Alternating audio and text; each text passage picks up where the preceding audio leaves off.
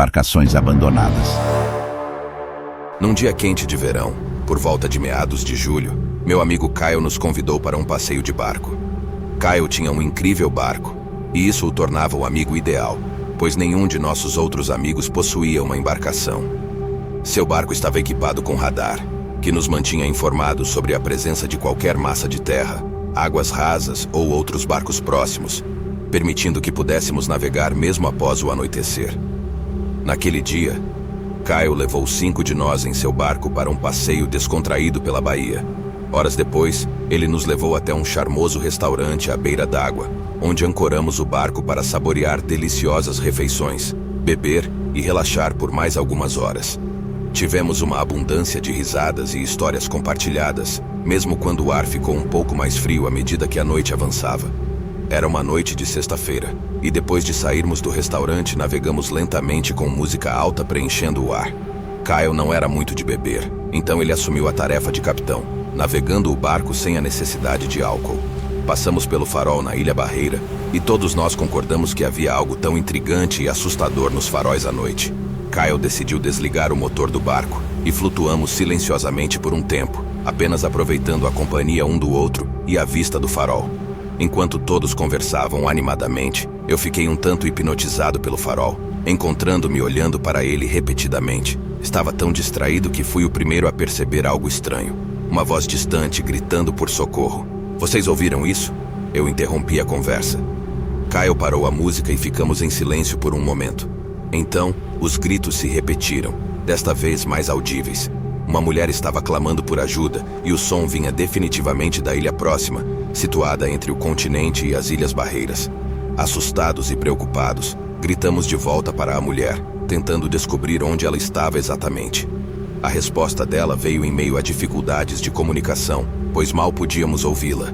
No entanto, ficou claro que ela estava na ilha e que precisava de ajuda urgentemente. Kyle não hesitou. Ele ligou o motor e começou a nos levar em direção à ilha. Ancoramos o barco quando estávamos perto o suficiente da costa, e com a lanterna do celular, os 6 de nós desembarcamos. Nós vasculhamos a ilha e chamamos pela mulher, que continuava a pedir socorro. Nossa preocupação aumentou quando ela mencionou que estava sendo seguida. Nós, 6 amigos, vagamos pela ilha com nossas lanternas, chamando por ela, mas não havia sinal de outra pessoa naquela ilha. De repente, um grito ecoou, um grito que fez nossos corações gelarem. Parecia que o som estava abafado, talvez porque a mulher estivesse se escondendo ou estivesse em um local distante. Decidimos correr para o outro lado da ilha, onde pensamos que os gritos poderiam estar vindo. Eu corri pela vegetação áspera descalço, sentindo meus pés sangrando enquanto a adrenalina tomava conta de mim. Quando finalmente cheguei ao outro lado da ilha, juntei-me a Kyle e Jake, que já estavam lá. Eles também tinham ouvido o som de um motor de barco se afastando. No entanto, era tão escuro que não conseguimos ver nada na água além de um rastro fresco que indicava que um barco acabara de partir, mas era impossível identificar qualquer coisa específica naquela escuridão. Ligamos para a polícia e relatamos o que aconteceu, alertando a patrulha da Bahia sobre qualquer barco suspeito com as luzes apagadas. A patrulha chegou ao barco de Kyle, onde ancoramos. Eles chamaram outros barcos da área para iniciar uma busca, mas infelizmente, o barco suspeito nunca foi encontrado. Até hoje, nunca soubemos o que aconteceu ou quem era aquela mulher misteriosa. Não houve notícias de mulheres desaparecidas na região, o que nos deixou ainda mais intrigados. Ficamos nos perguntando se foi algum tipo de sequestro ou apenas uma brincadeira de mau gosto feita por algumas pessoas insensatas. Talvez nunca saibamos a verdade, mas essa experiência nos marcou profundamente, lembrando-nos de que, mesmo em dias de diversão e relaxamento, a vida pode se tornar uma montanha-russa de emoções inesperadas. Minha vida sempre foi ligada ao mar, e cresci ouvindo histórias sobre navios fantasmas que vagavam pelos oceanos. Mas eu nunca acreditei nessas lendas até aquela fatídica noite. Era uma noite escura, onde a neblina se arrastava misteriosamente sobre a superfície do oceano. Eu e minha tripulação estávamos pescando em águas profundas, longe da costa, quando vimos uma luz fraca surgindo entre a névoa densa. No início, pensei que fosse apenas outro barco de pesca, mas à medida que nos aproximávamos, uma sensação de horror tomou conta de mim. Diante de nós, Emergindo das sombras, estava um navio colossal com velas negras como carvão. Não havia bandeiras nem sinais de identificação. Apenas uma massa escura que parecia se movimentar por conta própria. O silêncio reinava e o vento não soprava. Apenas o som distante das ondas quebrando perturbava a calmaria sobrenatural. Meus homens estavam aterrorizados, mas eu, com meu orgulho de marinheiro experiente, decidi investigar. Nós amarramos nosso barco ao lado da embarcação sinistra e subimos a bordo cautelosamente. Cada passo ecoava pelo convés, como se o próprio navio estivesse sussurrando segredos obscuros. Não havia sinal de vida a bordo. As velas estavam sujas e rasgadas. Os mastros rangiam ao sabor do vento inexistente. A madeira rangia sob nossos pés, e tudo estava coberto por uma fina camada de musgo e algas, como se a embarcação tivesse emergido das profundezas após séculos submersa. A atmosfera era sufocante e opressiva. Nossas lanternas emitiam uma luz fraca que mal parecia penetrar na escuridão ao redor. Contudo, conforme explorávamos o interior do navio, o ar ficava cada vez mais pesado, como se a própria escuridão estivesse se acumulando em nossos pulmões, e o cheiro de mofo e salitre era quase insuportável. Encontramos quartos aparentemente abandonados, mas com móveis intactos e roupas dobradas, como se a tripulação tivesse partido de repente, sem levar nada consigo. A sensação de que estávamos sendo observados se intensificou, e meu coração batia tão forte que podia ouvi-lo nos ouvidos. Enquanto explorávamos, percebemos algo sinistro. O navio parecia não ter fim.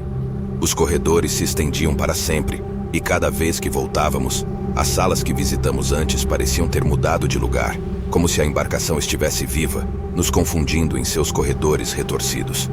Foi quando ouvimos um som estranho, algo como um lamento distante, ecoando pelas paredes do navio.